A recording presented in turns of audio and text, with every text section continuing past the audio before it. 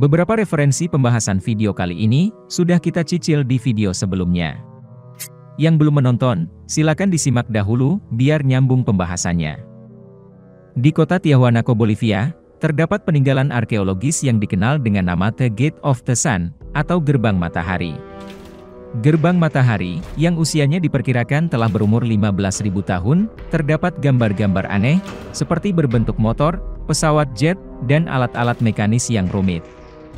Yang mengejutkan, ditemukan penanggalan langka planet Venus.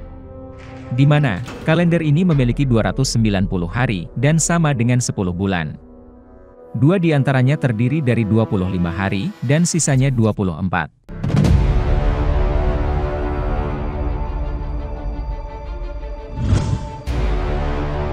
Penemuan benda-benda arkeologis, yang berhubungan dengan keberadaan teknologi antariksa, ternyata bukan hanya ditemukan di Bolivia. Di berbagai tempat di dunia, kita masih bisa menyaksikan jejak-jejak astronot kuno yang sangat mengagumkan.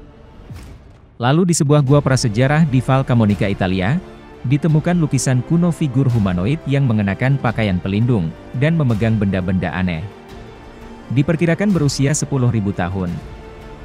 Berikutnya di Kiev, Ukraina, ditemukan artefak ini berasal dari tahun 4000 sebelum Masehi. Teori astronot kuno menyatakan bahwa alien pernah mengunjungi manusia sejak lama. Mereka juga mempengaruhi kemajuan teknologi, agama, dan keseluruhan sejarah manusia. Kemudian di daerah Gurun Sahara yang luas di Aljazair Selatan, memiliki lebih dari 15.000 lukisan batu. Beberapa di antaranya sudah berumur 12.000 tahun. Lukisan di Tassili and Ajer ini, menggambarkan seseorang memiliki helm berbingkai bulat dengan penutup mata. Ada juga cerita dari suku aborigin, tentang makhluk bernama Wanjina yang datang dari langit. Penanggalan karbon menempatkan lukisan Gua Wanjina, berusia sekitar 50.000 tahun. Keberadaan peninggalan arkeologis ini, setidaknya menjadi bukti, bahwa di bumi di masa ribuan tahun yang silam, pernah mengenal teknologi antariksa. Lalu, dari mana munculnya teknologi antariksa ini? Ada dua jawaban, pertama berasal dari kebudayaan manusia di masa lalu. Dan yang kedua, bersumber dari teknologi para penghuni langit. Dalam Islam, dalil paling umum yang bisa jadi sandaran, adalah surat An-Nahl ayat 8. Dan Allah menciptakan apa yang kamu tidak mengetahuinya. Nabi Muhammad pernah bersabda, sesungguhnya, Allah dan para malaikatnya, serta para penghuni langit dan bumi, bahkan semut yang ada di dalam lubangnya dan juga ikan, akan mendoakan orang yang mengajarkan kebaikan kepada umat manusia. Pada hadis ini, jelas penghuni langit bukanlah para malaikat. Karena, malaikat sudah disebut sebelumnya. Beberapa sumber dalam Islam, sering menyebut istilah penghuni langit. Sedangkan, langit dalam bahasa Arab, kadang berarti setiap sesuatu yang tinggi. Ibnu Qutaibah berkata, setiap yang ada di atasmu, disebut langit. Ini sesuai keterangan dalam Al-Quran, dan kami turunkan air yang membawa berkah dari langit, atau ketinggian. Padahal yang kita tahu, hujan berasal dari awan mendung, yang jaraknya tidak jauh-jauh amat dari bumi, dibandingkan dengan jauhnya planet atau matahari. Jadi, entah itu bentuknya planet bulat, bulan, matahari, ataupun pulau-pulau kayangan yang melayang-layang seperti di film Shun Gokong, itu berada di langit. Selanjutnya, adalah pendapat Ibnu Abbas pada ayat Allah yang menciptakan 7 langit, dan dari bumi juga serupa. Ia berkata, ada 7 bumi, dan di setiap bumi terdapat nabi-nabi seperti nabi-nabi kalian. Ada Adam seperti Nabi Adam, ada Nuh seperti Nabi Nuh, ada Ibrahim seperti Nabi Ibrahim, dan ada Isa seperti Nabi Isa. Imam Suyuti mengatakan, bahwa hadits ini memiliki sanad yang sahih. Keberadaan makhluk seperti manusia di langit, juga disebutkan dalam surat Asy-Syura ayat 29. Dan di antara tanda-tanda kebesarannya, adalah penciptaan langit dan bumi, dan dabbah yang dia sebarkan pada keduanya. Dan dia maha kuasa mengumpulkan semuanya, apabila dia kehendaki. Syaikh Al-Alusi menduga, sebagian dari dabbah langit itu adalah mukallaf, atau makhluk yang dibebani kewajiban beragama. Ayat ini menunjukkan bahwa jenis-jenis yang berakal di antara hewan-hewan langit itu pun dibebani dengan kewajiban sebagai mukallaf. Tentu ini berbeda dengan hewan tak berakal yang di bumi, karena hewan bumi tidak diwajibkan beragama. Ini diisyaratkan dalam ayat terakhir, kalau Allah akan menghisapnya. Sedangkan, hewan-hewan di bumi yang tidak berakal, tidak akan dihisap di hari kiamat. Lebih jelas lagi, ada juga hadits yang menceritakan Ya'juj-Ma'juj memerangi penduduk langit. Kemudian mereka berjalan, dan berakhir di Gunung Humar, yaitu salah satu gunung di Baitul Maqdis. Kemudian mereka berkata, kita telah membantai penduduk bumi, mari kita membantai penduduk langit. Maka mereka melemparkan panah-panah, dan tombak-tombak mereka ke langit. Maka Allah kembalikan panah dan tombak-tombak mereka, dalam keadaan berlumuran darah. Penduduk langit pada hadis ini, tentu bukan malaikat. Karena malaikat makhluk goib, bagaimana mereka bisa berlumuran darah setelah terkena tombak? Jika penduduk langit itu malaikat, apakah mereka tidak bisa menghalau panah dan tombak yang dilemparkan Ya'juj-Ma'juj? Lalu, jika penduduk langit tidak berakal dan beragama, atas dasar apa Ya'juj-Ma'juj memusuhi mereka? Dalam kisah Zulkarnain dan Nabi Khidir pun, pernah diceritakan tentang bagaimana beribadahnya penduduk langit.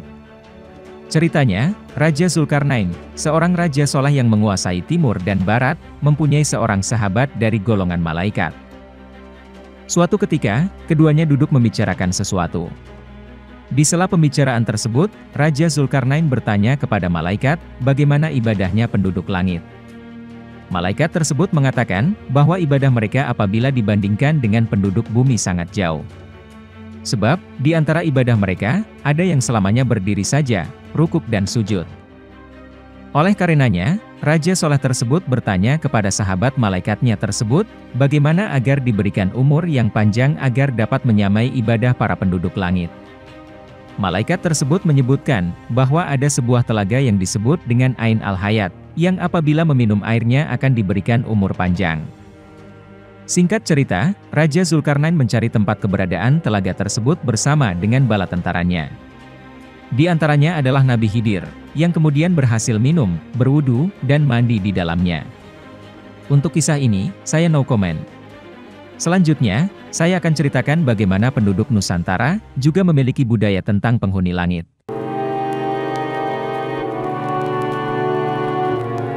Ketika Sang Hyang Ismaya mengamuk, berbagai teknologi persenjataan ia keluarkan untuk mengalahkan lawannya. Sama halnya dengan sang lawan, yaitu Sang Hyang Tejamantri, dengan sekuat tenaga ia menahan gempuran-gempuran dari musuhnya. Pertempuran dua bersaudara ini terjadi di Kahyangan, sebuah negeri nun jauh di sana di luar bumi, telah meluluhlantakkan wilayah sekitarnya. Gunung-gunung dibikin hancur, bahkan akibat dahsyatnya adu kesaktian ini, berakibat merusak tubuh mereka berdua. Sang penguasa Kahyangan, Sang Hyang Tunggal langsung turun ke lapangan, melerai pertempuran kedua anaknya. Alhasil keduanya diusir dari Kahyangan, keduanya diperintahkan turun ke bumi. Sang Hyang Ismaya mendapat tugas membimbing penguasa berwatak baik, dan Sang Hyang Tejamantri ditugaskan membimbing penguasa bumi yang berwatak jahat. Kisah ini sangat populer di kalangan pecinta wayang. Cerita yang telah berumur ratusan tahun itu, berulang-ulang dikisahkan kembali oleh Sang Dalang. Tentu semua maklum, yang dimaksud Kahyangan, bukanlah surga dalam pemahaman Islam. Karena Kahyangan pada pewayangan, adalah sebuah wilayah yang dipimpin Raja Sakti, yang memiliki istri dan anak. Bahkan penduduk Kahyangan, digambarkan sering hilir mudik ke bumi. Dan ada beberapa di antaranya, berkeluarga dengan penduduk bumi. Salah satu contohnya, adalah penguasa Mataram yang merupakan keturunan bidadari. Selain para dewa, masyarakat kita juga mengenal penghuni langit yang lain, yang disebut bidadari. Bidadari digambarkan sebagai wanita yang berwajah rupawan, sama halnya dengan para dewa, bidadari ini juga diceritakan sering bepergian menuju bumi. Dalam dunia genealogi, kita mengenal nama Dewi Nawangsi, istri dari Raden Bondan Kejawan, atau Lembu Peteng. Mereka berdua dikaruniai anak bernama Raden Depok, atau Ki Ageng Getas Pandowo. Melalui zuriat Raden Depok inilah, akan muncul penguasa Mataram Islam pertama, sekaligus leluhur para bangsawan Jawa, yaitu Raden Danang Sutawijaya, atau Panembahan Senopati. Berdasarkan kisah legenda, beliau adalah putri Jakatarup, yang menikah dengan seorang bidadari yang bernama Dewi Nawangwulan. Menurut salah satu versi riwayat, karena Dewi Nawangwulan sudah tidak layak untuk kembali ke Kahyangan, dan juga tidak pantas untuk tinggal di antara manusia di bumi, penguasa Hayangan menempatkannya di Laut Selatan Jawa dan menjadi penguasa di sana.